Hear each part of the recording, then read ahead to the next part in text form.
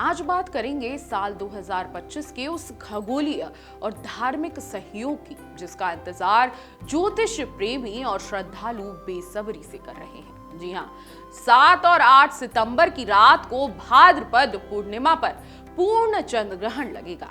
यह साल का दूसरा और अंतिम चंद्र ग्रहण होगा।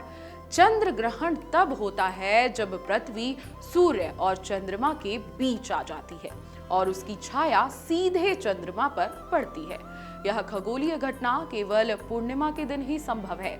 इस दौरान चंद्रमा का रंग बदलकर हल्का लालिमा लिए हुए गुलाबी या गहरा लाल हो जाता है, जिसे हम ब्लड मून के नाम से भी जानते हैं। भाद्रपद पूर्णिमा पर लग रहे चंद्र ग्रहण की सबसे बड़ी बात यह है कि यह भारत में पूरी तरह दिखाई देगा। अब चंद्र ग्रहण का समय और अवधि जान लेते हैं ताकि हमें पता चल जाए कि हमें कब कब क्या करना है और क्या क्या सावधानी बरतनी है।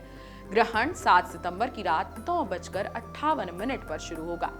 इसका समापन 8 सितंबर को 1:26 पर होगा। यानी चंद्र ग्रहण की कुल अवधि लगभग 3 घंटे 28 मिनट की होगी। इस दौरान चंद्रमा लालिमा लिए गुलाबी या लाल रंग का दिखाई देगा, जिसे ब्लड मून भी कहा गया है।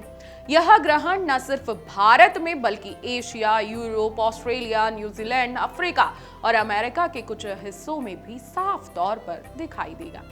धार्मिक मान्यताओं के अनुसार चंद्र ग्रहण से 9 घंटे पहले सूतक काल शुरू हो जाता है।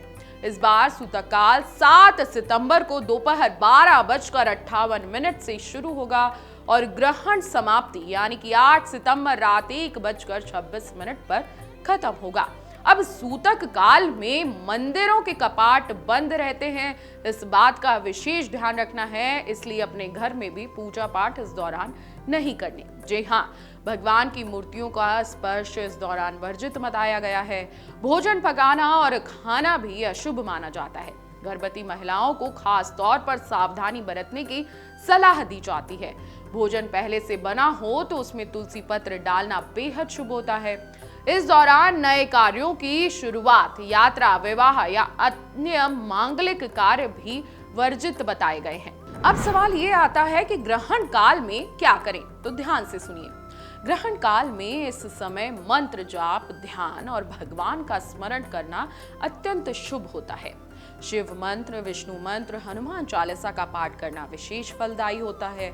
कई लोग इस अवधि में उपवास भी रखते हैं। अब ग्रहण के बाद क्या करना है ये भी जान लीजिए। ग्रहण समाप्त होते ही गंगा जल मिले जल से स्नान करें।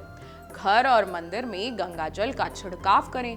भगवान की पुनः पूजा करें।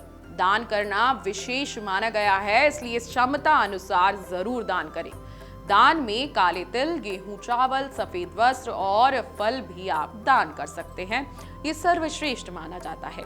भाद्रपद पूर्णिमा और पितृपक्ष का सहयोग चंद्र ग्रहण में भी है। जी हाँ, चंद्र ग्रहण भाद्रपद पूर्णिमा को लग रहा है।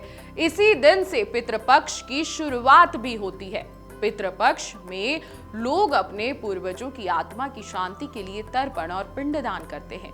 ग्रहण और पितृपक्ष का यह संयोग और भी शुभ माना गया है। ज्योतिष के अनुसार इस समय पितृदोष और काल सर्प योग से मुक्ति पाने के लिए मंत्र जाप और दान करना अत्यंत लाभकारी होता है। भाद्रपद पूर्णिमा 2025 का यह पूर्ण चंद्र ग्रहण न सिर्फ एक खगोलीय घटना है, बल्कि धार्मिक और आध्यात्मिक दृष्टि से भी बेहद महत्वपूर्ण है। सूतक काल का पालन, मंत्र जाप और ग्रहण के बाद दान पुण्य करने से जीवन में सकारात्मकता आती है और पितरों का आशीर्वाद प्राप्त होता है। इसलिए ग्रहण के नियमों का पालन करना बेहद जरूरी है। ग्रहण लगने वाला है, इस वीडियो को आप ज्यादा से ज्यादा शेयर कर दीजिए ताकि सभी लोग सूतक काल का समय जान सकें और ग्रहण में क्या करना है क्या नहीं करना ये भी समझ सकें। अगर आप ये वीडियो YouTube पर देख रहे हैं तो हमारे चैनल को सब्सक्राइब कर बेल आइकन दबाएं और Facebook पर देख रहे हैं तो हमारे पेज को लाइक करें। 8 मिलियन प्लस सब्सक्राइबर, आपके इस भरोसे के लिए बहुत धन्यवाद।